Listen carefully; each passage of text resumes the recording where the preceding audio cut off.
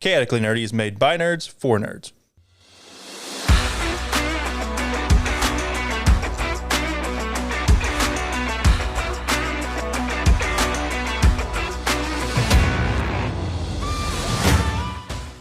This podcast is made by adults for adults and children with bad parents. Adult language will be used and adult situations may arise. Listener discretion is advised. Hello, everybody, and welcome to another episode of Chaotically Nerdy. On today's episode, it is Tyler and Jarrett and Ethan. bitch. Hey, that's not very nice. Why? I You know why. I don't understand. I don't understand why. The people don't understand why. You understand why. You will never understand the hilarity of fucking with Tyler before he hits this record button. You just get It's so not- you just get so mad, and you gotta it's right understand there, something. and it's easy. You got to understand something. It's not before I hit record. Well, okay, It's before we sync. start. Well, before I you hit can't- the sync button. Or Yeah.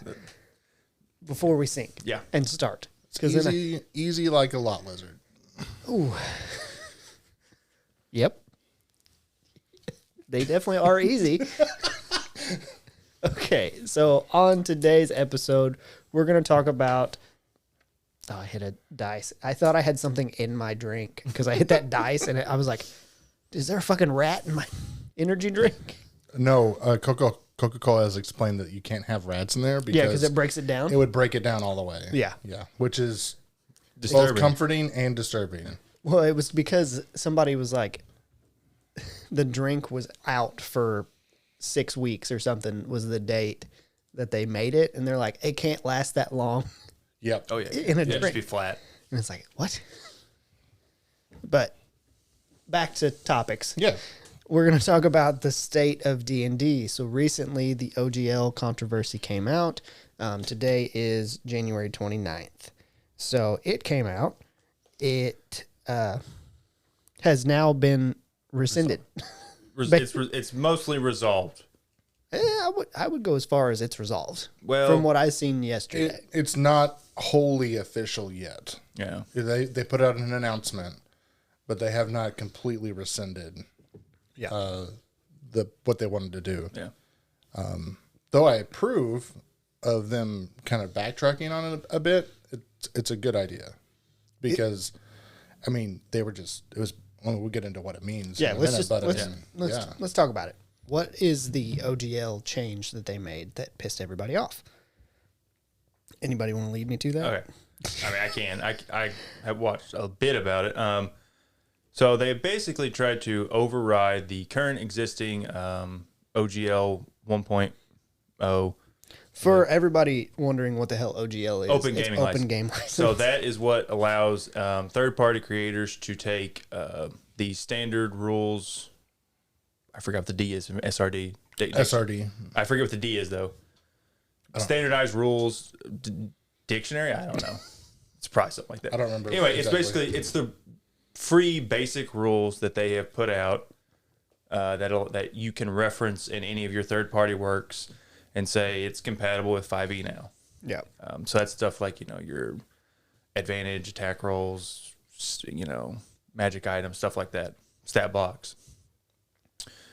And they tried to basically go back and say, I believe if you make, I forget the exact number, but I know if you made 750,000 Systems reference documents. systems reference document, something like that. Yeah. SRD. Yeah. Absurd. There was a lower number. Basically, if you were like a small time publisher, you had to like pay them a certain amount of royalties. And then if you made over $750,000 of revenue, not profit, revenue, that's a very important distinction. Because that's not realistically that much in terms of Revenue. the ones, especially the creators they were targeting, that you have to pay like, I believe it's 25% of the revenue to them. Yeah. Of that 700. So let's say you put 650,000 in it and you make that back and 100,000. Now you have to pay them 25% of 750,000. Yeah, it's fucked up. One of the major problems with it is that because of them changing the OGL rules, it would have been legal for them to come in as, if you're a content creator, it would be legal for them to come in and say, hey, This is ours now. We're going to take it, and you can't work on it anymore legally. Yep. Actually, wouldn't have been legal, but they could have tied people up in legal court. It actually would have been. There's no legal basis for them trying to copyright the rules of a game. I watched a Legal video about this. But it's You can't copyright the rules of a game. You can only copyright those rules verbatim. So if you change a couple of the wordings around of the rules, they have no basis to sue you. right. So you could steal the rules for Monopoly. You can't call it Monopoly, but you can call it, corporate greed. Yeah. I mean, that's basically what this boils down to. This is all it was. But Yeah. And so just for reference, they would have tried to tie anybody up in legal fees in court for years to try and bully them into acquiescing to their demands. Yeah. So just for reference, my hypothetical situation where you pay $600,000 and you make $150,000, that gets you to your $750. You would then have to pay Wizards of the Coast $187,500. So you would literally have to pay them more than your profit. And that's ridiculous for a company to try and do. Well, the issue is there's a ton of people who write and design like campaigns or and they like books, settings and stuff like that, and they have settings books out. Yeah, like Green Ronin Press, Kobold Press, the guys who do Dungeons of Drakenheim and all that stuff, Critical Role themselves. There's a lot of, but it's like little places where you could go online and you could buy like a $5 campaign book that somebody had written.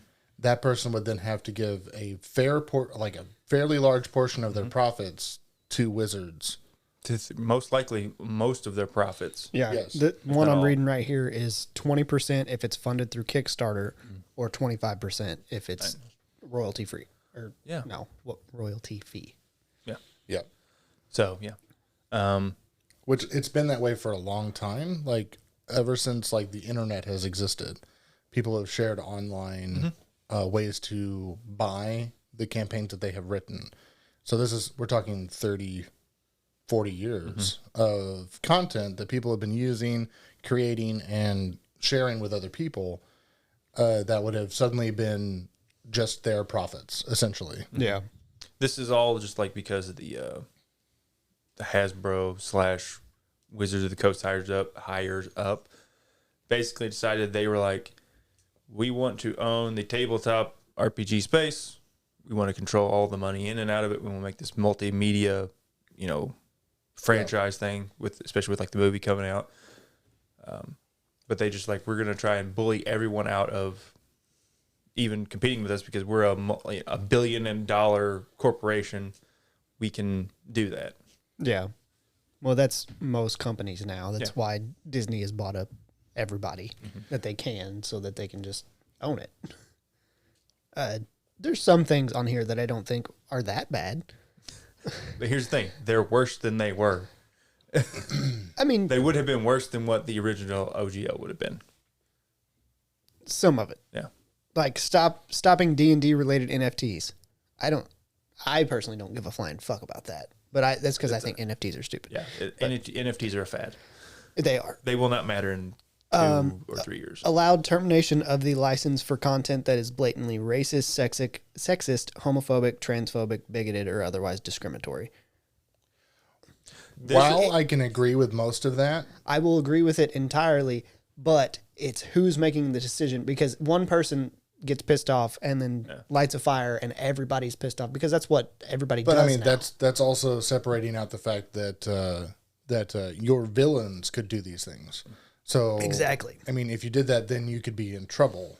If your villains in your campaign that you created that you're now selling are blatantly racist. And that's a selling point, is that you're trying to push somebody fighting back against us. Yeah. Yeah. I'm pretty sure it all stemmed from I think this was last year or the year before last year. I can't remember. Someone under the TSR name, which I don't even think stands for the actual the original TSR, but they just used the acronym TSR. They basically produced a white nationalist RPG in a D20 system. It was very like, It was pretty rough. It's pretty rough. Yeah, that was not good. I have to So say, I'm assuming that's something that they were probably like, but they overreacted. Yeah. Because then they immediately released new content for Drow, yeah, they like took away the, the racist overtones. well, they also took away the name Drow, didn't they? They just now Yeah. call them Dark Elf. Yeah, because Drow would be considered a Slur. slur, I guess. Yeah. And it also claimed the right to use all Oh. OGL content in any way Wizards of the Coast Yeah. see fit. So basically, yes, if anybody came out with anything that Was Wizards really was popular. like, oh, we like that, that's really popular, we own it. Yeah. And that's some bullshit. That's what I was saying earlier. Yeah. Yes. Yeah. They're like, we're just going to take it, go fuck yourself. They did make changes. So now that we've talked about what it would originally have done, they've made changes since then. And then again, They tried to like, they backtracked and said, no, we'll do it differently. And like, It's okay, so their still worse. Their first response was basically that was a rough draft, which is a complete bold-faced lie. Yes. Because they sent out contracts to online content creators to sign. isn't that how it got leaked? That's how it got leaked because people were pissed off about that. So that's how that whole thing got leaked. Understandably. So for them trying to lie and say that like, oh no, this was a rough draft. We weren't actually like, this wasn't official. It was going to be official. Oh yeah, they wouldn't have put it out if it. Yeah. They wouldn't have allowed. You don't it have to be out. contracts written No. up if it's not going to, if that's not your final document. Right. Then that happened. Then they kind of like were like, we're sorry, we're working on it in the future. Then they finally came out with they put all the entire SRD into the Creative Commons license, Yeah. which is interesting. Though, well, the issue is one of my favorite things happened with this, and that's where a far distant, non-personally involved corporate group made some rules, and then mob rule won.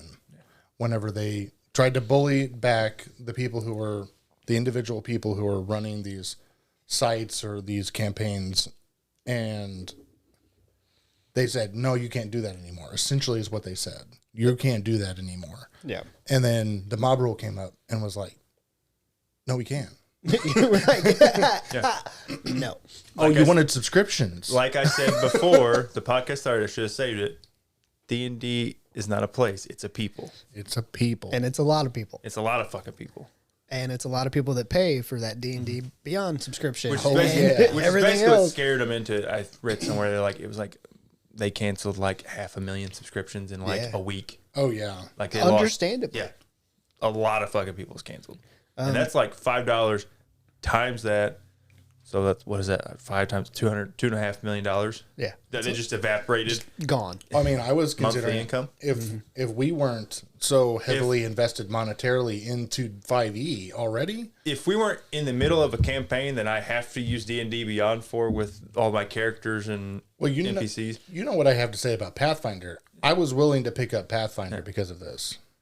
like I would have canceled mine, but I was like, we're in the middle. I can't. Yeah. Like, If you cancel yours, it fucks up your whole campaign. well, it's just like I have to like. Unless you go through and print out everything first Yeah. and then go from there. I hate having everything on So paper. just looking at the new one, which I'm going to call the second version that they put out, OGL where they 1.0. changed, OGL 1.2.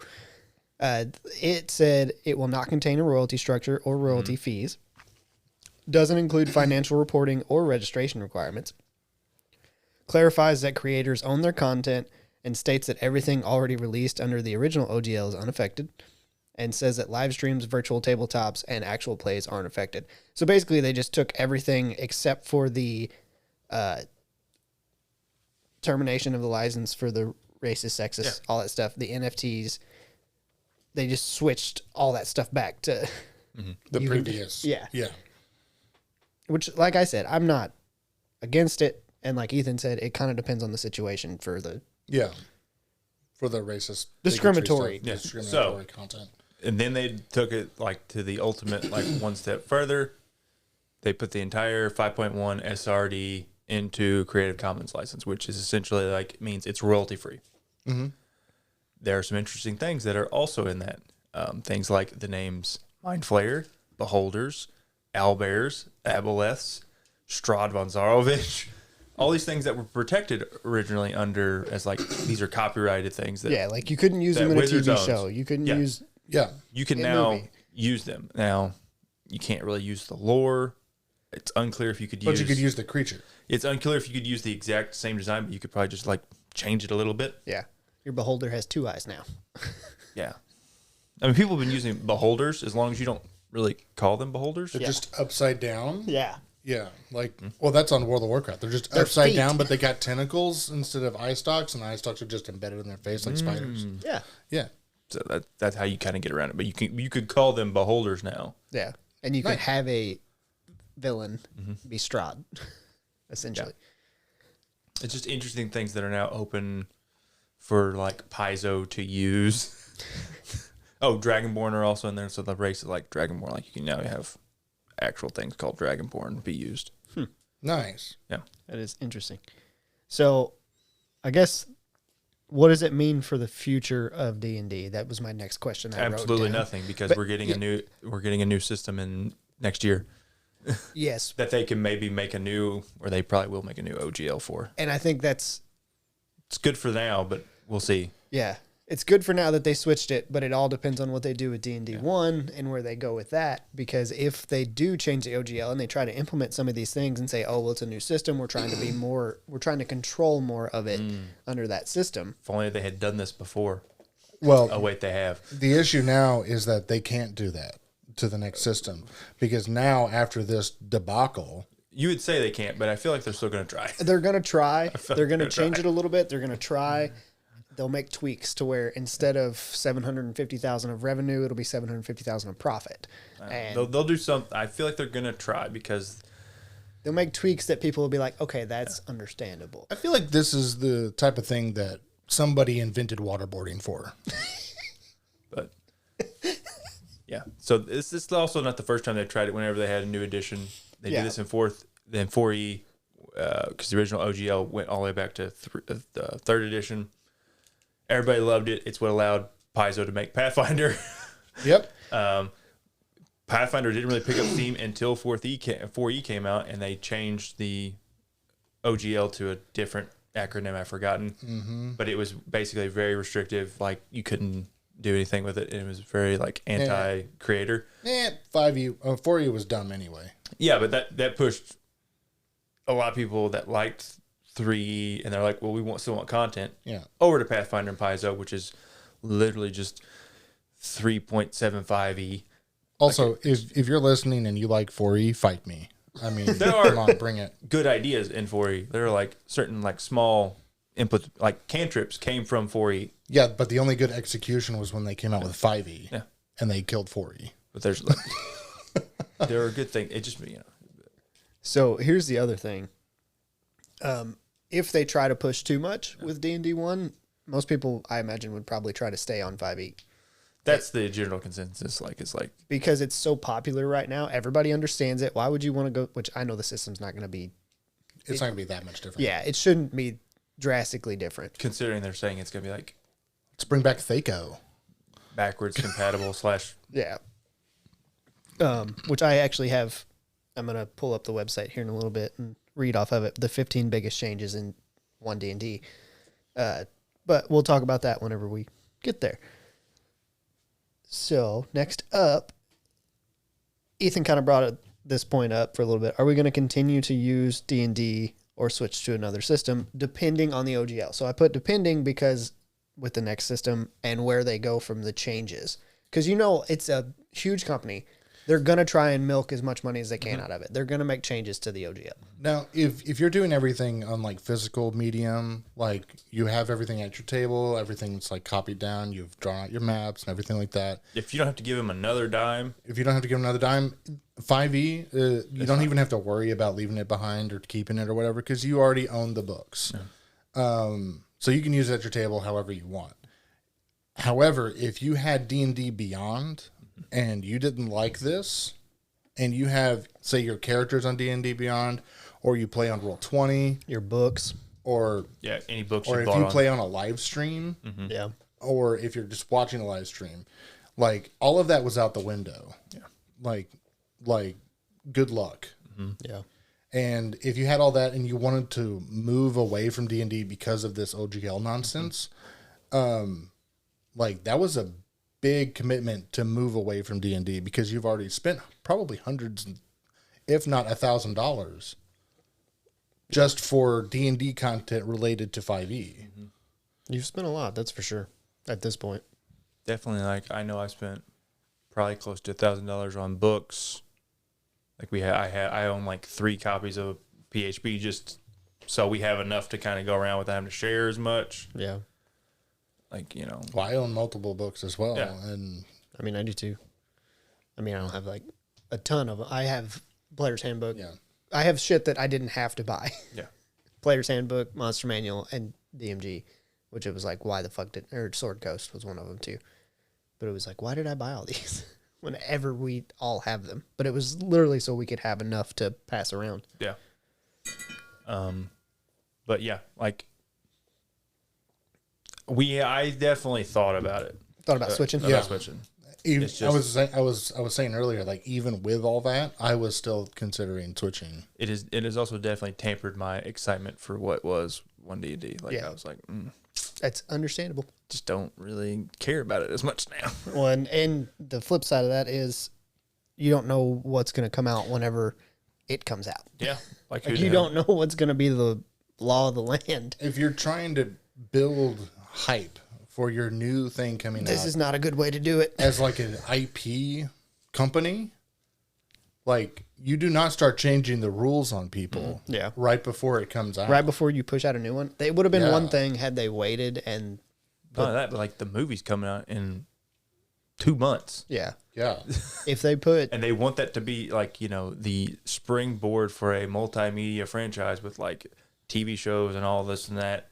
It's kind of shooting yourself in the foot. yeah, definitely. And they burned years and years and years of goodwill that they built with the community.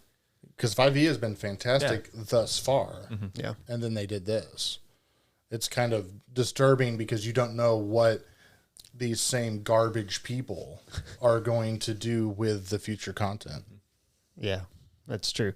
So now that we're done with the OGL, all that stuff, we're gonna move on to 1D&D stuff. Basically, where we talk about if we're excited about it, if we're not excited, what's the biggest changes to it, and things like that. So, Ethan, are you excited about it, or has the OGL kind of put you to where you're like, meh, either way?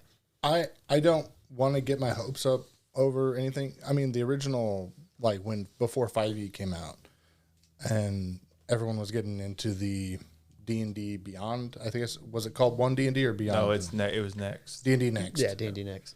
Like it was good, but like it didn't have a lot of content. I'm hoping this has a lot of content. If it does, it'll be nice, but I'm not going to hold my breath on it because we're already using 5e. I'm happy with 5e. I really don't see a need To switch. for a big change now. It seems more like a money grab to me than it does anything. Because it is. I would say there are some problems with 5e, like I agree. the Marshall caster gap gets it puts a lot of onus on you as a DM to try and help fix that. Yeah. Yeah. Stuff with like character creation and stuff like that can be. I feel like they're trying to make it more simpler in 1D&D. They are. And then they're trying to clean up some of the weird, fucky rules that exist in 5e, and they're trying to make them make sense. If you're following just the rules, Yeah.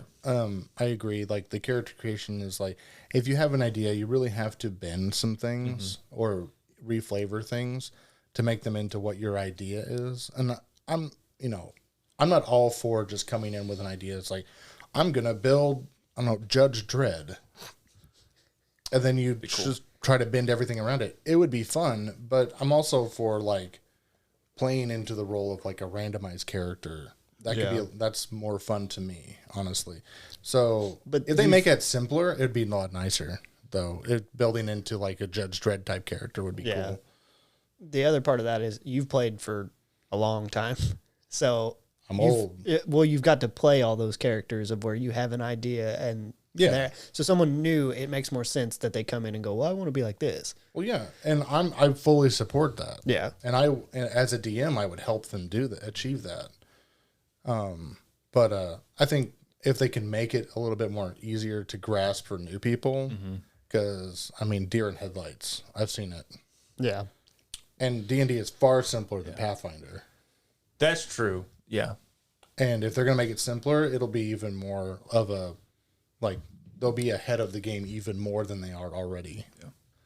So Pathfinder's good. not hard to make a character in. There's a lot of options. There's a lot of options.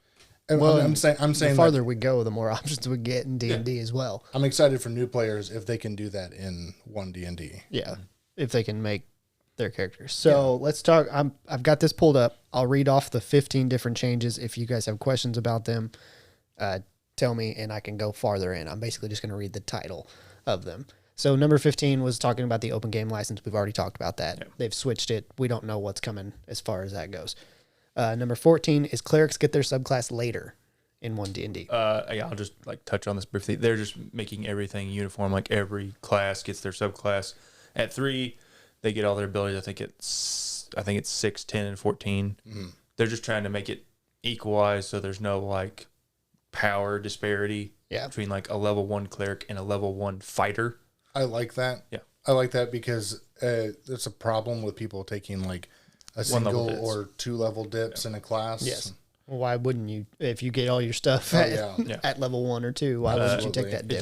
It does have some like weird connotations to like clerics and paladins of like warlock. And warlocks, like warlocks already had you got your patron level 1, didn't you? Yeah. Yeah.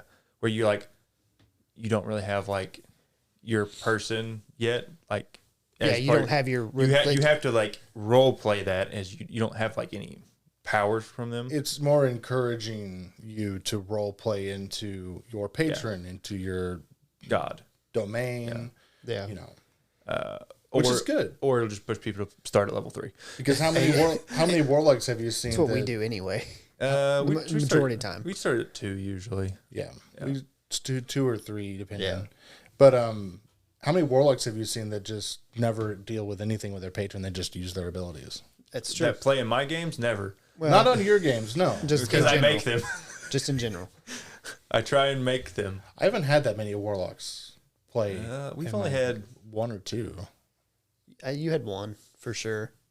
Wasn't Corey's character? No, you were warlock I was playing, in Corey's character in Corey's campaign. Yeah, but I was my own patron. So but you didn't have to deal with 1. But that's more so because of him. Yeah. So number 13 was spell lists have been reorganized and restricted. It's a very good thing. Yes. Yeah. It's about simplifying it. Every class has some unique spells. Instead, yes. Yeah. But like I'm saying more just from like, not even from like the class, like I don't give a shit. Like every class will still have their like unique stuff, but from like feat stuff and ability stuff being like, you have your arcane, your primal, and your divine. So you can be like, let's say you're going to make an arcane cleric, if that exists in this new thing. Yeah. It would basically be like, instead of the wizard spell list, it would be like, you have access to the arcane spell list. It's just one of those simplifying like things that makes it easier to. This just says clerics use the divine list. Yeah. So, I mean, you would, like, if you're a bard, you're going to use arcane. Ranger is primal, and clerics use divine, is what this is saying. So. It's a good thing because it's such a pain in the butt whenever a paladin has shield. And this is saying the ranger can't cast evocation spells, and the bard only gets access to the schools of divination, enchantment, illusion, and transmutation. This is also like all. Only the cleric has no school restrictions so far. So it looks like cleric, if they have the spell. That's the only spellcasters they've released. That's true. Is ranger, bard, and cleric. Yeah. Wizard won't have any. And no. This is all subject to change. If people, absolutely, they haven't released one yet this month. If no one's noticed, because of the OGL drama, I'm assuming. Yeah, might not release one in February either. Try not to poke any more bears. Yeah.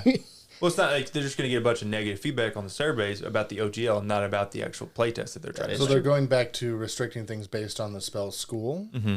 Yes. That is, I love that, actually. Which we already had that with like Arcane Trickster and that's true. Eldritch Knight, but it's buried in their spellcasting thing. It's but this weird. will be more like everybody. Yeah, it's across the board, not.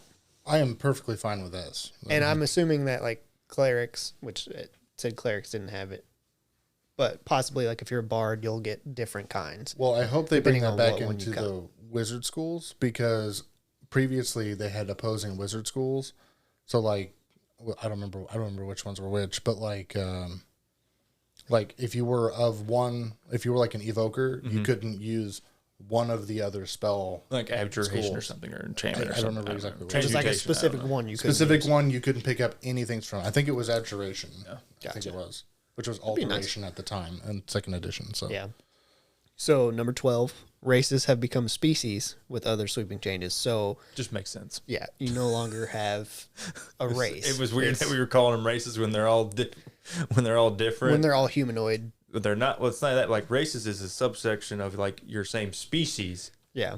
they're So all they're all- humanoid. but they're all not the same species now. Yeah, They were never the same species.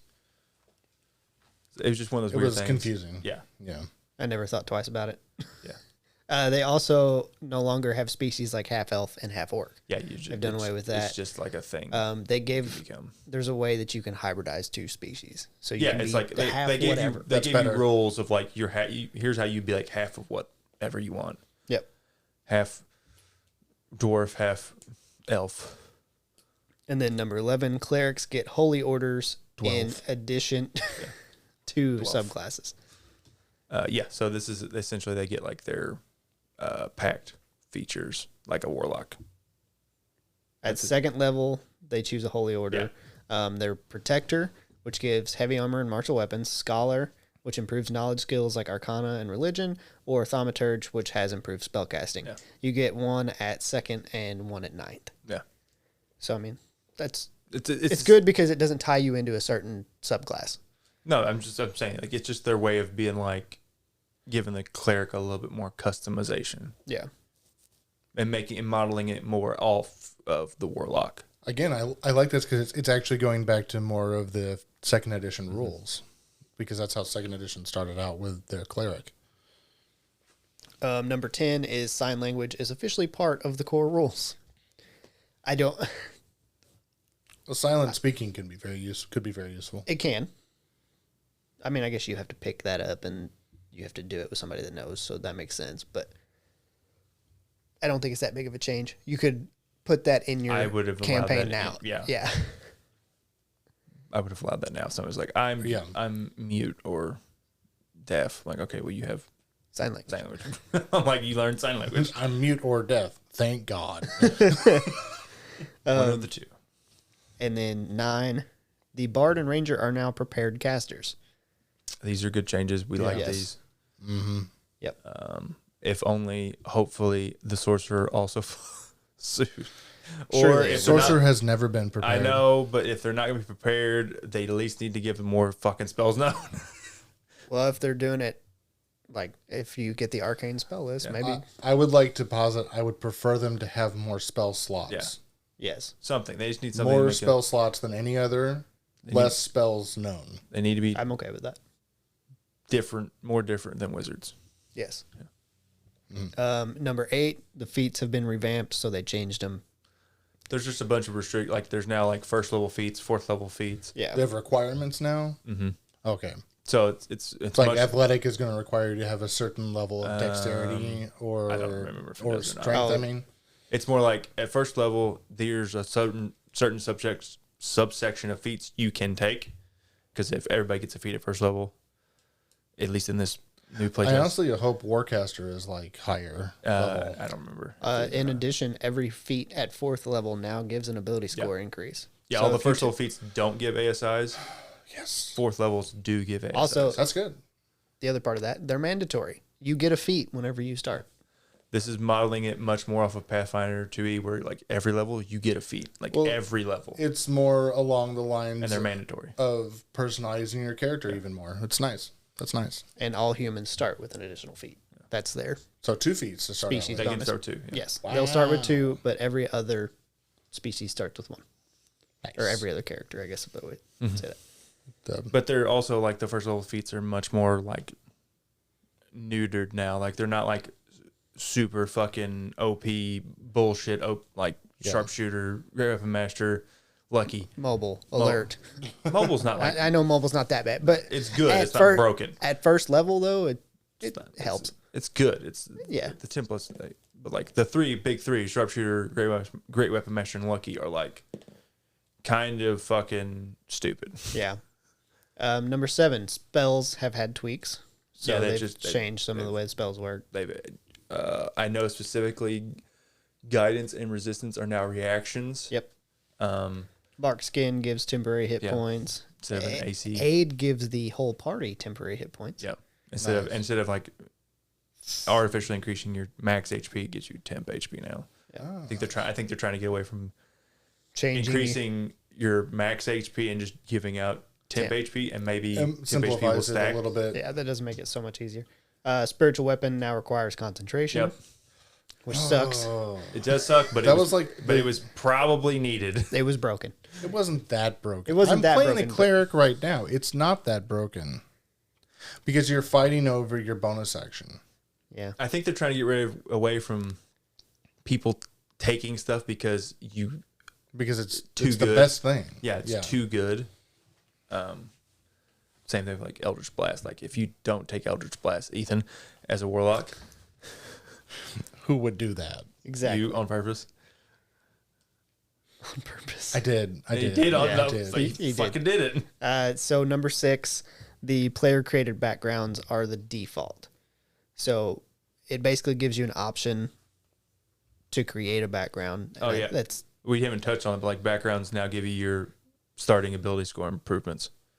Oh, really? Yeah, they're not tied to your race. I don't know if it's in there or not. Oh, that's interesting. yeah. It's They're just again underneath following more That makes more sense. more though. Pathfinder stuff. Yeah, of like so it says it's they your give, background that gives you your abilities. well, it gives you the ability score improvement, skill proficiencies, certain equipment, and tool and language proficiencies. So a lot of that stayed the same, but That's actually nice. and most significantly, they give players a single first level feat. Yeah.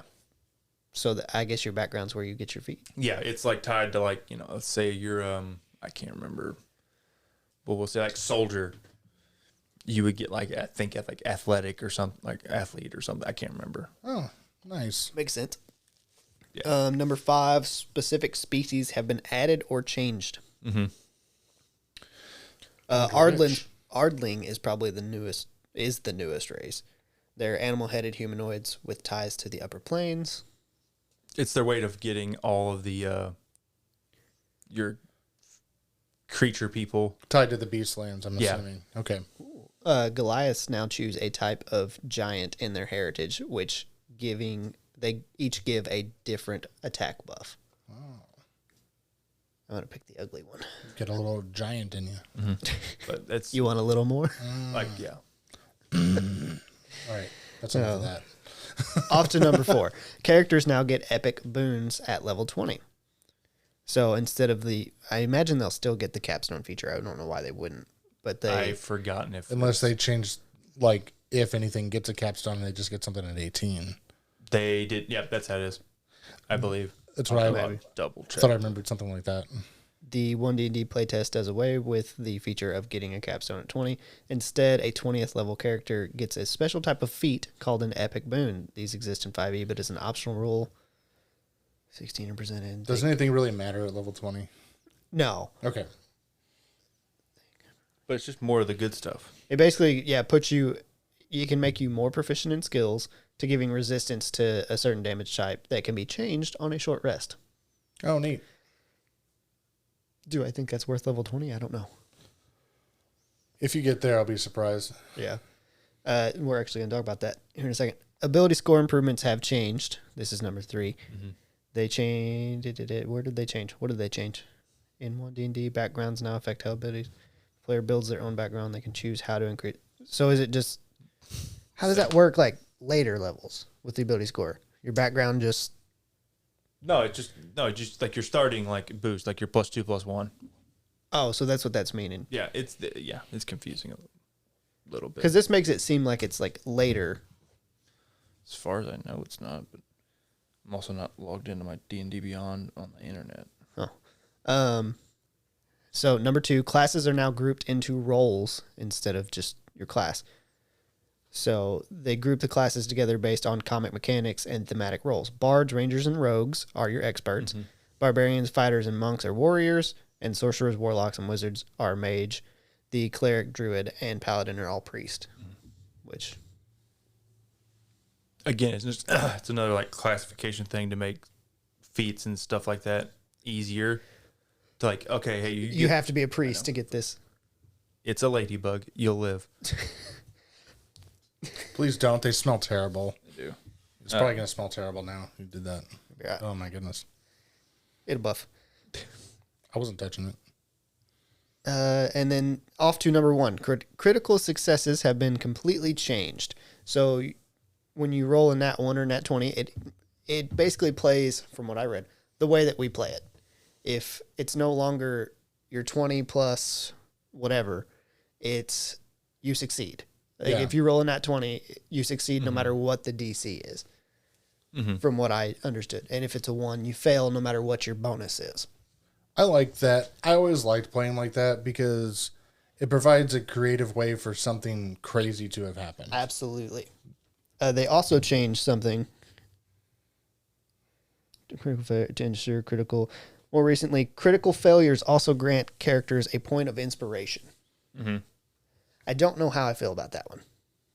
It's just to keep people from having that issue where they repeatedly And then critically fail. I think humans get inspiration at a long rest. I think every long rest they get inspiration. Interesting. They're just trying to get more people. Like if you hear Jeremy Crawford talk about it in the D&D Beyond video, where they put it out and he kind of explains why they did this stuff. His explanation was people don't use inspiration that often, really. Like DMs don't really like to give it out or don't know how to give it out, kind of. Don't know when. They should. So they're kind of trying to codify it to encourage the use of it more. Gotcha. So they also changed the critical hits too. I just had that pulled up and then my phone decided to go to sleep. So they've changed it to where when you roll a natural 20, it only doubles the damage dealt by weapons and unarmed strikes, which means spells, most monsters, and even class abilities like sneak attack and divine smite are less effective in combat. Yeah, they. So are they trying to lean it towards everybody being like, you don't have your paladin that is your not glass cannon, but does your Nova damage dealer? Yeah. Yeah, and it's fairly unpopular, so most likely they're going to roll that back because they already rolled it. Some of the crit changes back. Well, originally. I think the spirit of that is probably to give like warriors and rangers and stuff like that a little bit more chance to shine a little bit. Well, to be even at least. Yeah. If not even shine. By like level 10, they're starting to fall behind. Yeah. Yeah. Even if they have the extra attack opportunities, it's just they fall behind really quickly. Yep. Especially if a paladin crits and they're like, oh, I'm throwing a smite on top of that. And skadoosh. Yeah. Well, it's the way we play it. It feels really bad when you're a warrior and you're standing next to a paladin and the paladin's like, I hit them. Smite. All right, I did 95 points of damage. And you're like, I hit them 3 times. I did 30. Yeah. And that's if you're lucky. It doesn't feel real. But they're empowered by the power of a holy order. It makes sense. I understand. But it still doesn't feel good to the player. No, it's just not balanced enough. But yeah. It's like, no, I'm empowered by rage. I get to do 32 damage. Yeah. Or something like that. But people like to roll a lot of dice, so I feel like they're going to be like, oh, no, it does work on crits and stuff like that. Yeah, they'll probably change it. And then most people will probably play it differently. If they don't, guess what? There are probably people who are really going to homebrew it like we do. Yeah, I mean, that's the thing, too. We already homebrew it. So. We already make crits even more powerful. Swingy. Yeah. we probably do a little too much. We like those numbers. But again, we like it's very deflating to roll under the max. It is. If you roll a 1 on your damage die and you double it, it's only 2.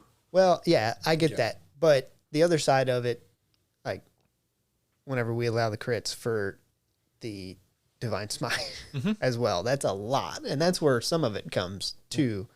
Like, oh, the Paladins did 142 damage and I rolled a crit and I got 60. It does feel weakening. The last question I have, and this was based off of whenever I seen the epic boons for level 20. Do you think more people will try to play to level 20, or do you think they'll just more than until they publish an adventure that gets you from level 1 to 20, which they have still never done. Yeah. Majority of adventures barely reach 10. Yeah. 10 is usually around the cutoff point. Yeah. No. Okay. I didn't know if them changing that would make a difference in anybody being like, oh, we'll actually play till level 20. To me, it's the same problem you find in games like say GTA, and you use the cheat codes. So you're on God mode, essentially, and you're just running around killing people. Sure, that's fun, but for a very short amount of time. Yeah. So whenever you're playing at level 20 and you have a group of 5 level 20. Yeah, the stakes are low usually. Like nothing. The can likelihood kill you. of death is low. So low. It's already really low in 5e in general. The challenge, once you get past like level 5, the challenge is low. Yeah. The interest won't really be there unless you're just RPing constantly. Then it doesn't even matter what level you are. Yeah. Okay. The DM can try. It also gets really fucking hard to do in counterbalance at level 20. At like tier 4, it gets hard. Well, I mean, like if you do like a round, like you have your party of 5 fighting an ancient dragon in its lair. You've already fought through everything, presuming everybody is down 50 hit points. Yeah. And they've already used some spell slots and stuff. They're still going to burn through your ancient gold dragon in one round at level 20. Yeah. Because there's, like, what are you going to do? You can't. There's nothing you can do about it. Yeah. So you just got to make it harder. You got to inflate health pools, which doesn't feel good for anybody. No, it makes it a slog to get through. Yeah. Yeah, because then you're just hitting over. And Or you've got to have you've done 3,000 damage. And you're or like, you got to have this creature that's just blasting god level magic at people. Yeah. Which then it's like, well, what does level 20 even mean? Like, sure, like I am the best of the best, but I just got obliterated by, I don't know, lava Jesus. Solid. Is there anything else you guys think we need to bring up about the state of D&D? Like, with the OGL, with the new content coming out, have they said when D&D 1 should come out? 2024. Okay, so next year. That's good. We got a whole year to wait. Yeah. I don't know if they give an exact date or something, but I remember it's 2024. Gotcha. I like what they've been doing. I like that they've been releasing source books, and I know that we don't do a lot of pre-made campaigns. Yeah, we've run one. We've run one, but And even it was like one of the shorter ones, wasn't it? It was Strahd. Strahd. I know it was Strahd, but isn't that one of the shorter campaigns? Because I feel like we about normal. It's about to level 10. is it? Yeah. I feel like we burned through it. Maybe that was just me feeling that way. they need to produce some more either classic or innovative new content for actually running a campaign that's like a campaign book. So you mean like an actual DMG? Yeah. Not this. Wouldn't that be great? Not this hodgepodge of Sort of rule suggestions that say, hey, well, but you could use this, but do your own thing. That say basically. Yeah, every page says that. That's the thing. It just says, Like, well, do what you want. optional rule variant. Maybe you'll like this. Yeah. Here's what you can do. Yeah. You don't have to. Do whatever the fuck you want. I like them giving you ideas for changes for your own table and stuff like that, but at the same time, Does that need to be a whole guide? give a campaign that people can get into, a new one that's actually going to be interesting. I did not like Rhyme, and there's a lot of them I just didn't care for. There's a few of them that are good. Strahd was good. Out of the Abyss was good. But there's so many of them that are just kind of like meh. Yeah. Generally, it's the ones that are set in the Sword Coast that are good. that aren't good. That aren't good. Yeah, Rhyme is agreed. not, yeah, and Out of Abyss kind of is set in the Sword Coast, but you're mostly in the Underdark, or not the Underdark, and the Abyss. Well, the Underdark always works, almost invariably. Yeah. It's got a dungeon-y feel to it. Yeah. All right, so that'll wrap everything up. If you want to talk to us, hear us bitch about everything else going on, because we've been doing a lot of that in the Discord lately. A lot of bitching about the OGL. It's true. And Wizards backtrack and Hasbro backtracking on it because they're like, me monies. We won for now, guys. For now, yeah, that is the thing. If you want to talk to us and hear us bitch and all that fun stuff, you can use the link in the description to get to our Discord. You can also go to anchor.fm/chaotically-nerdy, and you can find links to our Facebook page and our Discord there. We appreciate you guys listening, and we hope that you will catch us on the next one. Bye. Deuce.